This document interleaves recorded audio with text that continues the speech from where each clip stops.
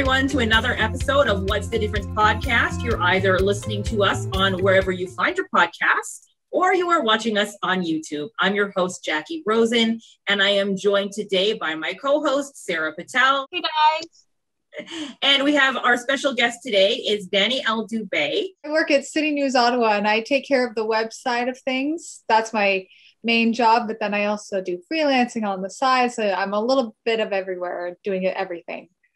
And through our media connections, that's how we have been connected. But Dani-Elle has a really, really interesting story. So I wanted to bring her on to an episode of What's the Difference podcast, because she lives with a chronic illness and she is planning to have a pregnancy at some point. And she has told her story to today's parents. And because of that, I wanted to bring her on because we have talked about child rearing, being pregnant and all that, having a chronic illness, having a disability. As you can see, I am holding my daughter right now, who, if you haven't had a chance to watch the birth story of my daughter and what I went through, you can check it out. It is on our channel. But furthermore, I did want to have Dani on and talking about her experience because she has a really interesting story as well. Relapsing remitting multiple sclerosis. So just tell us a little bit about what it's like to live with MS, when you were diagnosed and all that. Just to kind of weave in a little bit about myself also. I mean, I'm 30 years old. I'm a journalist. I also do photography. I love my job, even though it drains me, it drains my energy. I still live with my parents, which is, important to know considering my the illness that I live with. And you'll know why a little later on. I have multiple sclerosis, and people are typically surprised when I tell them, because I usually get, well, you don't look sick at all. And there's a reason for that too, which I'll get into in a minute. But I was diagnosed with MS in 2011. So just before my 21st birthday, just months before. MS is known as an invisible illness because much of what is happening with the disease is happening on the inside. It's neurological and autoimmune. It's also very different from patient to patient. So my story, which I will be sharing with you today, is my unique story and is very different from others. So it won't necessarily be the experience of someone else who has the same diagnosis or a similar one. What are your main symptoms that you experience? Yes. Well, constantly it's fatigue. And when we say fatigue, people think like, oh, you're just tired all the time. No. So fatigue is like, if you take someone who doesn't have the disease and just have them think of their most tired day that they've ever experienced, the time that they felt most exhausted, times it by 10. It's crippling tiredness. It impacts your cognitive function. You can sleep in the middle of downtown like this, no problem. And you don't even need a pillow or a blanket to have that happen. So the fatigue is my worst symptom right now, but I've had symptoms where I've had optic neuritis, which means I temporarily went blind in one of my eyes. I've had that 3 times, I believe. I've also lost feeling in my limbs. I've also had difficulty swallowing and talking, which can be a symptom. It's not everybody that can experience that symptom, but some people do. What else? There was last year, I went through my biggest attack yet. So folks with MS, if you have relapsing remitting MS, because there's 3 different types. So if you have the type that I have, we go through attacks. So you can have 1 or 2 attacks in your life and then not have an attack ever. But I've had multiple attacks since my diagnosis. And my worst attack was the same time last year, where I went completely paralyzed on my left side. And I required a walker. I required assistance with everything, bathing, going to the bathroom, cooking, eating, just basic living. It was something I hope I never feel again. But it's a possibility that I could feel again if my body becomes stressed. Numbness, tingling, weakness. It's so hard to describe what multiple sclerosis is because people have heard the name, but they don't understand. And the best way to explain it is like, you got to think of your nerves. So you have your nerves, and our nerves have coating on them. So that could be compared to like a lamp, for example, the cord that goes on a lamp. Our nerves are coated with myelin sheath. So that's what the coating's called. And our coating is being attacked, and it's deteriorating, sending a bunch of haywire signals everywhere in our body, which is causing these array of symptoms. It's like that conduction that's being stripped away. It also causes plaques on the brain, which also halts some of those electrical impulses. So essentially what your brain is trying to tell other parts of your body to do, it's being interrupted because of these plaques, or because this myelin sheath is being deteriorated. And that coating on our nerves cannot be repaired at this time. So right now we have medications that can slow down that process, but it doesn't stop it or repair it.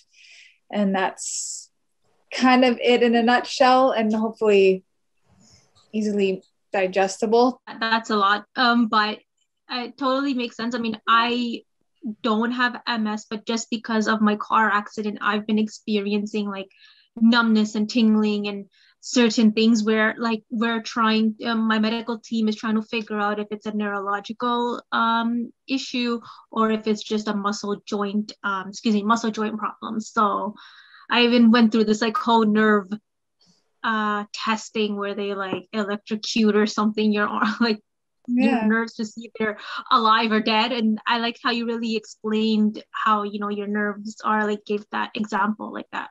When you first realized, or what were your first thoughts when you wanted to have children, and your concerns around that? I was concerned I would have fertility issues, which turned out not to be the case, and was really reassuring to hear from my doctor, because again, I live with the disease, but I still don't understand it completely because there's so many facets to it. I'm learning something new every day with it. So fertility was a big concern. And when I had that talk with my doctor, she goes, no, patients with MS, like fertility is usually not an issue. If they do experience infertility, it's because of something else, not because of the MS. Of course, I was worried about, well, what does that mean for coordinating my medications? I'm on a cocktail of medication. It's like someone who's 30 years old should not be on this many pills. But so the treatment I take is called Lemtrada, and that's my main treatment for multiple sclerosis. And what happens is I got my first dose back in November, which required me to stay in the hospital for 5 days. It was an IV. And I wait a year, and then this upcoming November, I go back into the hospital for 3 days and get this medication again, and then I'm supposed to be good. I'm not cured, but it's just, I'm not sure exactly how that works afterwards. But if I get if they see that my disease activity starting up again, they might give me another dose. But essentially, that's what it is. And so I was like, well, what does that mean with this new medication? And because I wanted to start earlier for kids, and she said, no, we have to wait at least 4 months after your last dose of this medication. So, which means I can start trying around April of next year. Of course, does that mean deformities for my child or other health issues? And she said, no, not if, we coordinate around the medication, everything will be fine. As long as you're healthy, baby will be healthy. So that really stuck with me, and those words just calmed me down. And now I'm like, okay, let's go with the plan then. So it sounds like your doctors have been extremely supportive with your dreams, and they haven't ever told you it's impossible or anything. They've always said, oh, it's. Yeah. So I have a really good doctor. She's from Spain, and she's very much old school in the sense of like, here's my personal phone number. If you have any questions or if there's something going on, give me a call. And she even made a house call last year when I went paralyzed. So she's very, very supportive, always answers my questions, and but she's a realist too. She'll tell me when something's not possible, or why something's not possible, or how we're going to go about certain things. So I couldn't have asked for a better doctor with her. Definitely. It's really important to have a good team for your health, right? Your physical health. I'm realizing that a lot, especially even with my own, and just listening to other people on the podcast and their story and journey. If you have a good medical team that supports you 100%, that can help you a long way, versus when you're struggling to find, answers and get the correct physicians in place for your treatment or for whatever it is that you might need. How many years has it been then when you first started to think about kids, or considering what medications you're going to have to take or take out, when it came to you thinking of having children? I thought about it really seriously about having kids maybe about 2 years ago. So I was really seriously thinking about it then. I always knew I wanted kids, but I think at that point I was like, okay, this is what I want to happen. But then I had my big attack, and that slowed it down even further, because with the way it works with women with MS is that when we're pregnant, we actually lose our symptoms of the disease. What has your family's reaction been to you saying, I want to have a baby? They know about your chronic illness. Are they worried? Have they expressed fear? Or are they just like, oh, we're going to be so happy, there's going to be more kids in the family, or something like that? Oh, my parents can't wait. My mom is just counting down the days she can be a grandparent. So I would most likely be doing this alone at this point. I'm a single woman right now, and dating isn't exactly a thing happening in the pandemic.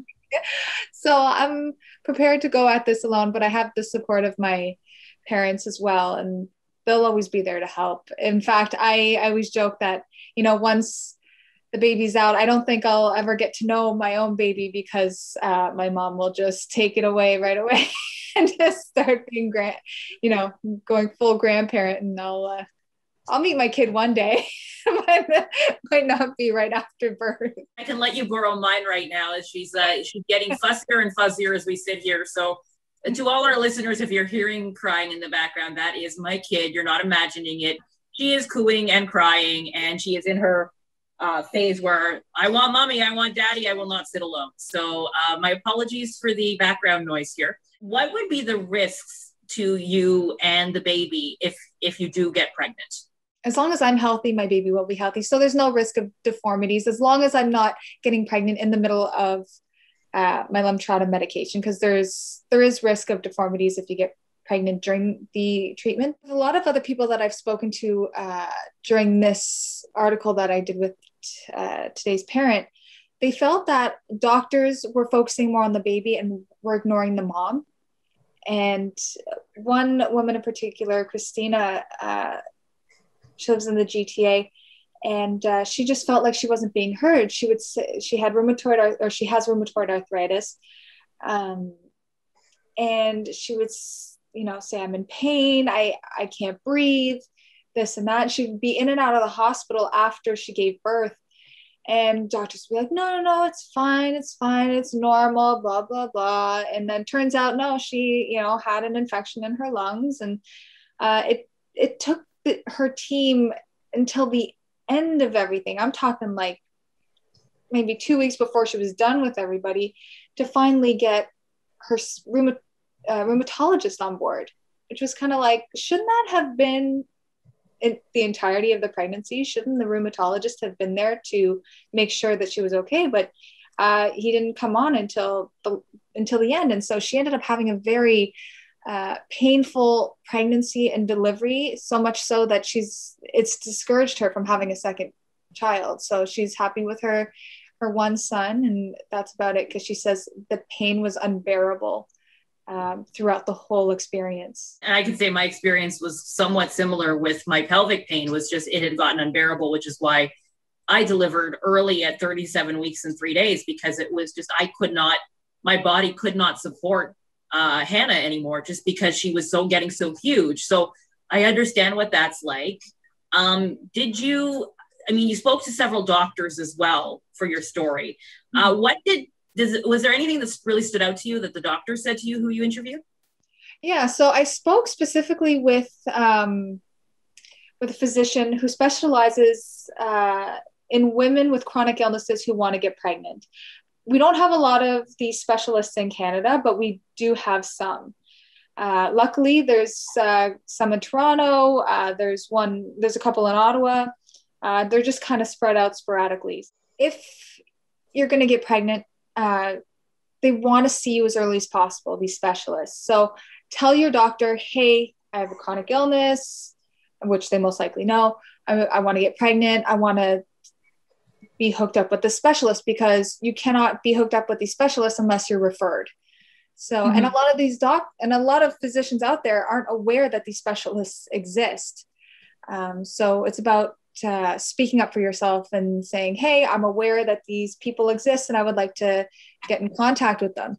Now, these specialists might not even have a whole lot to do with your care, depending on where your disease is at. If your disease is pretty controlled, they'll say like, okay, so that we'll have one initial meeting. I'll check up with you maybe, 6 months down the road, and then after you've given birth. Or like other times it's just, I want to hear from you every week and, be very involved. So it all depends on the person, on the woman and what she's going through. Another thing they said is you really just have to advocate for yourself, because you know how you feel. Mm-hmm. Doctors, sometimes they'll dismiss because you're not commuting, not everyone knows how to communicate what they're feeling properly. You know what you're feeling, but how to communicate that is two different things. And so she says, you really have to speak up for yourself, advocate for yourself. And if you feel that something's not going right, you have to insist that it's not going right. Don't just say, oh, okay, that's fine. I mean, that's unfortunately what Christina didn't know, that because she just felt doctors know best. But then here they are sending her home with a lung infection. So speak up for yourself when you feel something's not right with your body, with your pregnancy. If you have questions, if you have to be that pain in the ass, then be that pain in the ass. That makes the total sense. It's like, you're the only one that knows the pain and what you're feeling. So you really need to acknowledge it and get to the bottom of it. Like, I didn't even know what a pain specialist was or a pain doctor till I recently just had to start seeing one because of my injuries. What advice can you give parents out there that have chronic illnesses and that are wanting to become pregnant? Yeah, if you plan to get pregnant, seek out that pregnancy specialist who focuses on women with chronic illnesses as soon as possible. The sooner, the better. It's also really easy to worry, especially in our situations. We never know what's going to happen tomorrow on a good day, but really just enjoy your pregnancy. Your specialists will know what they're doing, so trust them, but at the same time, advocate for yourself if you feel like something's not right. And you know what? Take care of the one thing that was really hammered into me with the folks that I spoke to was take care of yourself. You have to take care of mom. You have to make sure mom is good and ready, because the baby will be fine. You have to make sure that you're comfortable, you're healthy, and you're, feeling as good as you can, because you know what? It's not just we always talk about the leading up to the pregnancy and the pregnancy itself, but we have to realize that we have to have the energy and the capabilities after we have the baby. Exactly. So it's, if you have no energy and you don't have the physical capabilities or even the emotional capabilities, and you have no support if you're a single mom or just your situation, whatever that may be, you need to make sure you're good. You're just as good after the pregnancy, because that baby will need you just as much. That's a really good point you brought out, because just able-bodied women or, women that don't have any chronic illness or a disability, it's just hard for them after having a baby just to get into the routine and having it in. It's really important to have a support system. I'm not a parent yet, but just based on my experience working in, children's rehabilitation and working with infants and taking care of infants, it's very important to have that support, even when you are able-bodied or when you don't have any health conditions. So you can only imagine like the amount of support systems that need to be put in place if you have a disability or a chronic illness. And like you said, you need to be there 100% after the birth. So a lot of times I think people like, they think, okay, I'm going to have a baby, but they don't really look at the bigger picture of what that will entail after you have that baby, after the 9 months are over, after that baby comes out into the world. I can tell you, especially during COVID, this is hard. This is not easy. Yeah. And that's something that has been probably my biggest worry in the whole thinking or planning to get pregnant is just, I have that really horrible fatigue right now that we're trying to manage through diet and exercise and medication. But it's, if I'm feeling this fatigue now, like, how am I going to feel with the baby having to wake up to feed? Mom needs her afternoon naps too. And so planning around that. But my parents assured me, no, we will always be there. We will always be there to help you. And, I have friends too, who know my situation and are very supportive and, are saying, listen, you need us, we're there. So that's so important. If I didn't have that, I think I would be even more terrified than what I am right now. And I'm pretty terrified. Thank you so much for sharing. And that's great to know that you have a good support system set in place. So when you are ready to take this next journey in your, you have all of that, and you're talking about it with your support system, and everybody knows what's going on. And one thing I do want to just point out, I'm really glad that, you have a good medical team that is also on board with you having a child. Because I know a lot of times when you have a chronic illness or some sort of disabilities, a lot of times the doctors will be like, you can't have a child, and really not even talk to you about the pros and cons of you becoming a parent, or you becoming pregnant or conceiving. That's exactly what Christina went through. Her rheumatologist kept telling her, no, you can't get pregnant. No, that's not possible, because if you go off your medication, it's going to be incredibly painful. But she said, no, I need to be a mom. I always wanted to be a mom. And so she did it knowing the risks involved, but her doctor was trying to discourage her. It didn't work, but it discouraged her from having a second baby, but she at least got her first baby. And especially, one of the things, the physicians highlighted too, is that we just don't have enough support system for women with chronic illnesses who want to be pregnant. We have some, but there are definitely holes in the system that need to be filled. Because if you think, so Canada has the highest rate of MS in the world. 1 in every 400 people have it.